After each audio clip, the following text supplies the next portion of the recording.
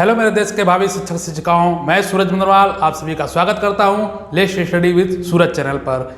जैसा कि मैं पिछले वीडियो में बताया था कि DSSB के सिलेबस के बारे में चर्चा किया था, तो मैं आज साइकोलॉजी से स्टार्ट करूंगा और साइकोलॉजी के बारे में बताऊंगा कि साइकोलॉजी होती क्या है, साइकोलॉजी के संप्रदाय क्या है, साइकोलॉजी का परिभाषा क्या है। समय के साथ साइकोलॉजी के परिभाषाओं में परिवर्तन हुआ, तो आज हम बात करते हैं साइकोलॉजी से। तो देखिए, साइकोलॉजी का अर्थ होता है मनोविज्ञान, लेकिन समय के अनुसार इसके अर्थ में परिवर्तन होते रहा। जैसे कि अगर बात करें, जो साइकोलॉजी होता है वो दो ग्रीक वर्ड से मिलकर बना होता है। पहला साइकी और दूसरा लोगस। साइकोलॉजी दो ग्रीक वर्ड से मिलकर बना होता है, पहला साइकी और दूसरा लोगस। साइकी की बात किया जाए तो साइकी का समय के साथ अर्थ परिवर्तन होते चला गया, लेकिन अगर मानते हैं साइकी का अर्थ है आत्मा और लोगस का अर्थ अध्ययन। साइकी का अर्थ आत्मा और लोगस का अर्थ अध्ययन या अध्ययन करना। ठीक, तो क्या हुआ कि पहले 16वीं शताब्दी की बात करते हैं। 16वीं शताब्दी में जो साइकोलॉजी को अर्थ के बारे में अगर देखा जाए तो 16वीं शताब्दी में इससे पहले आत्मा का विज्ञान माना गया। 16वीं शताब्दी में साइकोलॉजी को एक आत्मा का विज्ञान माना गया। इसके समर्थक के बारे में अगर बात करें तो इनके मुख्य समर्थक थे प्लेटो, अरस्तु और डेकार्टे।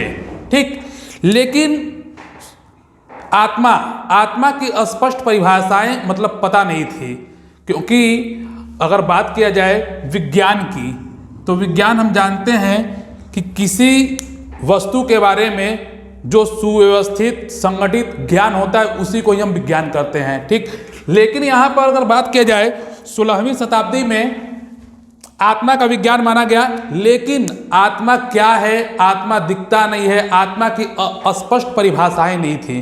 तो क्या हुआ कि यहाँ पर इनका ये थ्योरी फेल कर गया, यानी कि इसको हम आत्मा का विज्ञान कैसे कर सकते हैं। तो यहाँ पर जो प्लेटो थे, अरस्तु थे और डेकार्टे थे, इन्होंने माना आत्मा का विज्ञान। लेकिन क्या हुआ कि 17वीं शताब्दी में पोम्पोनोजी साहब ने कहा कि नहीं, यह आत्मा का विज्ञान कैसे हो सकता है जब आत्मा हम देखे ही नहीं है, आत्मा के बारे में पता ही नहीं है, आत्मा होती क्या है, आत्मा दिखता ही नहीं है, तो हम अमूर्त चीज़ों के बारे में कैसे पता लगा सकते हैं, उसके बारे में तो सही ढंग से हम नॉलेज नहीं ले सकते हैं, तो वो कैसे हुआ आत्मा का विज्ञान। तो यहाँ पर इन प्लेटो और अरस्तु साहब के इस 16वीं शताब्दी में साइकोलॉजी के अर्थ को नकार दिया गया, यानी इसका खंडन कर दिया गया। किसके द्वारा? तो पोम्पोनोजी साहब के द्वारा। तो क्या हुआ कि 17वीं शताब्दी में क्या किया कि पोम्पोनोजी साहब बोले और ह्यूम जो इनके मन मतलब साइकोलॉजी का अर्थ को बोले कि नहीं, यह आत्मा का विज्ञान नहीं है, यह क्या है, मन और मस्तिष्क का विज्ञान है, यानी कि इसको बोले मन या मस्तिष्क का विज्ञान। पोम्पोनोजी साहब ने बोले कि जो साइकोलॉजी होता है वह मस्तिष्क का विज्ञान है, मन का विज्ञान है। क्यों? क्योंकि मन के द्वारा ही लोग कहते हैं, जैसे कि मेरे अंदर मन है, सबके अंदर मन है, तो मन के आधार पर ही कार्य होता है, जैसा मन करता है लोग वैसा कार्य करते हैं। ठीक, लेकिन क्या हुआ कि यहाँ भी इनका खंडन किया गया, यहाँ भी इनको नकार दिया गया। क्यों नकारा गया? क्योंकि हम जानते हैं कि लोगों में व्यक्तिगत भिन्नताएं हैं, सबके अलग अलग मन है, सबके अलग अलग मस्तिष्क हैं, कोई कुछ सोचता है, कोई कुछ सोचता है, किसी को करने का कार्य कुछ अलग तरीका है। मतलब कह सकते हैं कि जितने भी लोग हैं उनमें व्यक्तिगत विभिन्नताएं पाई जाती हैं। तो इसी के आधार पर अगर कह सकते हैं हम कि मस्तिष्क की प्रकृति और स्वरूप स्पष्ट नहीं किया जाता है कि मस्तिष्क कैसा है, उसका मन कैसा, मतलब मन तो अलग अलग है ना, तो जिसके बारे में पता ही नहीं हो तो उसके मतलब उसका विज्ञान हम कैसे कर सकते हैं कि यह मन का विज्ञान है। ठीक, तो क्या हुआ कि 17वीं शताब्दी में पोम्पोनोजी साहब ने इनको बोला कि यह मन का विज्ञान है। ठीक, लेकिन क्या हुआ कि 19वीं शताब्दी में विलियम जेम्स और विलियम वुंड ने बोला कि नहीं, यह जब मन और मस्तिष्क लोगों में अलग अलग है, सबके मन अलग अलग हैं, तो इसको हम स्पष्ट इसका परिभाषा नहीं कर सकते हैं कि यह मन का विज्ञान है या मस्तिष्क का विज्ञान है। तो क्या हुआ कि 19वीं शताब्दी में आए कौन? विलियम जेम्स और विलियम वुंड और जेम्स अली। इन्होंने बताया कि मनोविज्ञान न ही आत्मा का विज्ञान है, न ही मन का विज्ञान है, यह चेतना का विज्ञान है। यानी चेतना मतलब जागृत अवस्था। मस्तिष्क होते हैं, उनमें 3 पार्ट होते हैं, चेतन, अर्धचेतन और अवचेतन। तो इन्होंने बताया कि चेतना के आधार पर, चेतना यानी जो जागृत अवस्था में जो लोग कार्य कर रहे हैं, व्यवहार कर रहे हैं, उसके ही अध्ययन या उसका ही विज्ञान को ही हम मनोविज्ञान कहते हैं। ठीक, लेकिन क्या हुआ कि 19वीं शताब्दी में विलियम वुंड और जेम्स अली चेतना का विज्ञान माने, लेकिन हुआ क्या कि 20वीं शताब्दी में वाटसन साहब, वुडवर्थ और क्रो एंड मैकडूगल, इनमें अगर देखा जाए तो मेन रोल इनका वाटसन साहब का ही होता है। तो वाटसन साहब ने बोला कि आपने तो बताया, विलियम जेम्स साहब ने तो बता दिया कि चेतना का विज्ञान है, लेकिन चेतना के साथ साथ अर्धचेतन, अवचेतन भी होता है। इनके बारे में उन्होंने स्पष्ट जानकारियां नहीं दी, सिर्फ चेतना के बारे में बताया। तो भाई मेरे मस्तिष्क में 3 पार्ट होते हैं, चेतन, अर्धचेतन और अवचेतन। तो इन्होंने सिर्फ चेतना का विज्ञान माना, तो सिर्फ चेतना के आधार पर हम इसका वर्गीकरण नहीं कर सकते हैं। तो हुआ क्या कि इनका भी ये फ्लॉप कर गया परिभाषा। ठीक, क्योंकि सिर्फ चेतना के आधार पर तो मैं नहीं बता सकता, क्योंकि लोगों में चेतन अवस्था भी होती है, अर्धचेतन और अवचेतन भी होती है। तो हुआ क्या कि 20वीं शताब्दी में वाटसन साहब ने बोला कि यह न आत्मा का विज्ञान है, न मन का विज्ञान है, न चेतना का विज्ञान है, यह है क्या, व्यवहार का विज्ञान है। क्योंकि जो लोग व्यवहार में करते हैं, जो जैसा व्यवहार होता है वही मनोविज्ञान है। ठीक, तो वाटसन साहब ने बोला कि जो मनोविज्ञान होता है वह व्यवहार का विज्ञान होता है। इसके समर्थक थे वुडवर्थ साहब, क्रो एंड मैकडूगल। ठीक, तो इन्होंने कहा था कि जो 20वीं शताब्दी में बोला था कि जो मनोविज्ञान होती है वह व्यवहार का विज्ञान होता है। व्यवहार के आधार पर ही लोगों के मन मस्तिष्क के बारे में पता लगा जा सकता है कि उनके मन में क्या है, वे व्यवहार के आधार पर ही उसको जस्टिफाई कर सकते थे।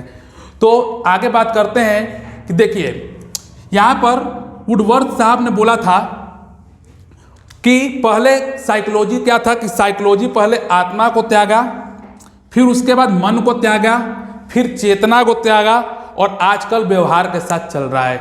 यानी पहले वो आत्मा को खोया, आत्मा को त्यागा, फिर मन को त्यागा, फिर चेतना को, उसके बाद आज जो अभी फिलहाल चल रहा है वो हम लोग क्या कहते हैं, व्यवहार का विज्ञान। साइकोलॉजी अगर पढ़ते हैं तो हम व्यवहार के बारे में अध्ययन करते हैं, वही वाटसन साहब ने जो दिया था। फिर बात करते हैं कि देखिए जो मनोविज्ञान था पहले एक दर्शन शास्त्र के रूप में था। मनोविज्ञान एक अलग सब्जेक्ट नहीं था, एक दर्शन शास्त्र के का ही एक पार्ट था। लेकिन विलियम वुंट ने 1879 ईस्वी में लिप्जिंग विश्वविद्यालय में मनोविज्ञान की पहली प्रयोगशाला स्थापित की। 1879 में लिप्जिंग विश्वविद्यालय में, जो जर्मनी में पड़ता है। ये कहाँ पड़ता है, जर्मनी में।